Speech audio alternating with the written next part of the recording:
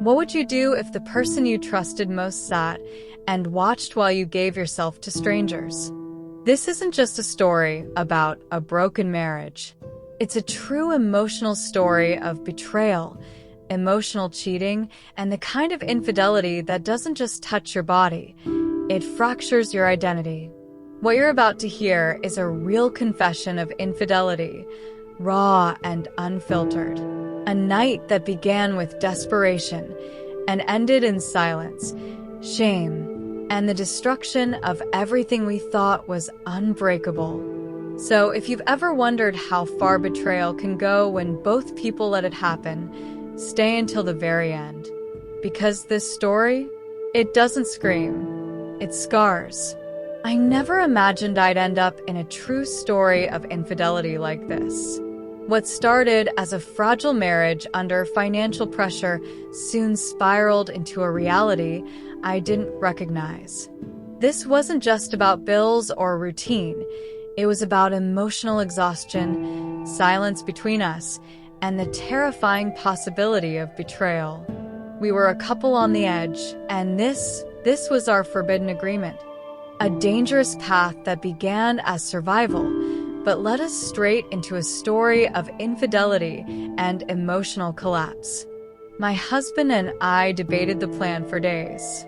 The idea of bringing other men into our home, into our marriage, felt like a line we'd never cross. But desperation is louder than morality when you feel like you're drowning. He said, "It's just one night. It's not betrayal if we both agree." But in my heart, I knew this was already a chapter in a real cheating story we'd never erase. I wasn't cheating behind his back, but I was losing myself in plain sight. The night they arrived, everything felt surreal, like I was watching a betrayal story unfold from outside my body. They didn't ask questions. No names. No small talk. Just cold eyes, neutral faces, like this was normal. I was no longer a wife. I was a participant in something I didn't fully understand. It was the beginning of a confession of infidelity that hadn't even happened yet, but was already heavy on my skin. We made this decision together, but I was the one who would live it in my body and soul. As I walked toward the living room, I wasn't just stepping into discomfort. I was entering the darkest story of betrayal I'd ever imagined myself telling. I tried to breathe, to feel grounded, but the only thing I felt was detachment. And what terrified me most was how easy it had become to cross that line. I sat on the edge of the couch, trying to breathe like this was normal. My eyes locked on a small crack in the floorboard, anything to keep me from looking at them, or at him. That moment felt like the silence before a storm, but the storm wasn't outside, it was inside me. This wasn't just a bad choice. It was the beginning of a psychological breakdown caused by betrayal. A real-time unfolding of a forbidden confession I hadn't even spoken aloud yet. My husband sat in the corner, hands on his lap, avoiding my eyes. He looked like a stranger watching a movie he regretted buying tickets to. There was no comfort in his presence, just emotional distance, and that hurt more than anything. I kept wondering, is he ashamed of me or of us? This wasn't just a physical arrangement. It was the destruction of trust in marriage, and I was feeling every crack in real time. My thoughts became fragmented. This is a betrayal story. This is infidelity.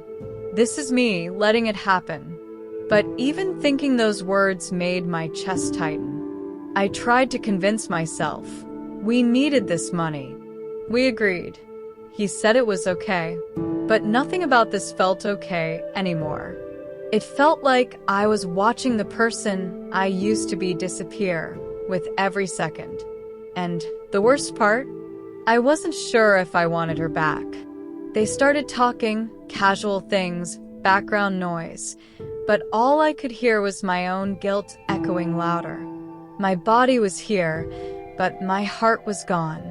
I wasn't cheating out of lust. I wasn't betraying him in secret. And yet, this still felt like a true story of cheating in marriage, one I would carry inside forever. And while no one had touched me yet, the betrayal had already begun. He was right there, just a few feet away, but I had never felt so alone in my life. The man who once held me through storms now sat frozen, staring into nothing. It was the kind of silence that screams betrayal without ever raising its voice. That living room became the stage of a real infidelity story, but the cheating wasn't just about bodies. It was about absence, about how a husband could be present and still not be there. I kept looking at him, hoping for a sign, any sign that he wanted to stop this. A whisper, a nod, a single word. But he said nothing. That silence? It was louder than the ticking clock on the wall. It was the confirmation I never wanted. We weren't partners anymore. This wasn't support. This was surrender. And what terrified me most was realizing he was letting it happen not out of strength, but out of disconnection. I wondered if he saw this as his punishment or my confession. If this was some twisted form of closure. The emotional damage being done in real time was irreversible, even if nothing had technically happened yet. That's what makes emotional cheating so painful. Sometimes it's not in the action, but in the absence. This moment between us would echo for years. A quiet, invisible scar written in emotional betrayal. Even the strangers in the room had more energy than we did. I looked at him again, begging silently for connection, for a flicker of the man I married. But he only blinked, then looked away. And in that instant I knew this wasn't just infidelity. This was abandonment. Not by another man, but by the only one who was supposed to protect me. And worse, I had agreed to it. They didn't speak much. No introductions, no attempts at comfort, not even eye contact that felt human. Their presence was cold, distant, like this was just a transaction. They weren't people anymore, not in that moment. They were shadows in a story of infidelity, instruments in a decision that had already destroyed the emotional core of our marriage. I didn't need names. I needed strength to survive what was about to unfold. There was nothing seductive about it. Nothing romantic, passionate, or even real. It was a mechanical exchange masked as consent, emotional detachment disguised as agreement. The men moved through the space with practiced indifference, and I felt like a stranger in my own body. It wasn't pleasure. It was survival. This wasn't a forbidden fantasy. It was a true betrayal story, silent and surgical. I tried to ground myself in anything. The texture of the carpet, the flickering light, the knot in my stomach. My mind wanted to escape, to detach, to become numb. And I did. It's terrifying how easily you can leave your own body when you don't feel safe. And even more terrifying when no one seems to notice you're already gone. This is what dehumanization in emotional infidelity looks like, being present, but invisible. I wasn't just being touched. I was being erased. One silent moment at a time. My voice stayed trapped in my throat, but my soul screamed louder than I ever thought it could. And as I turned my head, searching for something, anything to pull me back, I saw my husband, still seated, still watching, still doing nothing. And that was when the last thread of who I thought we were snapped. There's a moment where your body keeps going, but your mind has already left. That's where I was. My breath shallow, my eyes unfocused, my heart in another room.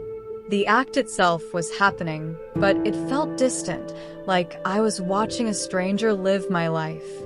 This wasn't passion. It was punishment. And it was the clearest moment I've ever felt what emotional infidelity and detachment truly mean. I wasn't responding because I wanted to. I was reacting because I didn't know how to stop. That's what people don't understand about these real stories of infidelity. Sometimes the betrayal doesn't scream. It whispers. It lingers. It wraps itself around your silence until you no longer recognize yourself. I wanted to cry, but even the tears seemed paralyzed. I was emotionally frozen. One of them touched me like I wasn't even a person, just something to be used and discarded. And maybe for that moment I accepted it, because somewhere inside I believed I had agreed to this. That this was the price I paid for letting our love die in silence. It wasn't cheating in the traditional sense. It was something worse. A betrayal of self, played out in front of the man who once vowed to protect me. I searched the room for a reason to feel again. A sound. A word. A look. But everything was muted. My body moved, but my soul was gone. And as the night went on, I began to wonder, would I ever be able to come back from this? Or had this forbidden experience just created a version of me I would never fully escape? The moment my body responded was the moment I shattered. It wasn't pleasure, it was instinct. And that instinct betrayed me more than anything else that night. I wasn't supposed to feel anything. But when my body reacted while my mind screamed, no, I knew this wasn't just a story of infidelity. It was a story of psychological collapse. A fracture that wouldn't show up in bruises, but would live in every quiet second after. My husband saw it, my reaction, and for the first time that night, he looked away. It wasn't shame on his face. It was emptiness. Maybe even disgust. I don't know if he was repulsed by me or by himself, but in that instant, something between us died. We were no longer a couple navigating a crisis. We were strangers trapped inside a real betrayal story, one that neither of us had the strength to end. I felt broken, and not just emotionally. I felt like my identity had been rewritten without my permission. This wasn't who I was. I didn't recognize the woman in this true confession of infidelity, who now sat there, numb and hollow, barely breathing. I kept replaying the moment in my head, his eyes, my breath, their hands. And no matter how I turned it, the outcome was always the same. I had crossed a line I couldn't uncross. There are moments that redefine you, not with fire or noise, but with silence. And this was mine. I didn't cry. I didn't scream. I just sat there, shaking, realizing that even if I left the room right then, the damage was done. Not just to my marriage, but to myself. And deep down, I knew this wasn't the end of the betrayal. It was only the beginning. The room emptied, but the silence stayed. I didn't even hear the door close, only the echo of my heartbeat and the numbness settling in my bones. I sat there, frozen, wrapped in a blanket that didn't warm me. It wasn't just a cold night, it was the coldest moment of my life. Because this wasn't just a mistake. It was the aftermath of a true story of betrayal, and it had no neat ending. I tried to speak, to ask him how he felt, to ask what now, but my voice cracked before it even formed a word. He didn't answer. He didn't even look at me. And in that silence, I felt the full weight of what I'd done, what we'd done.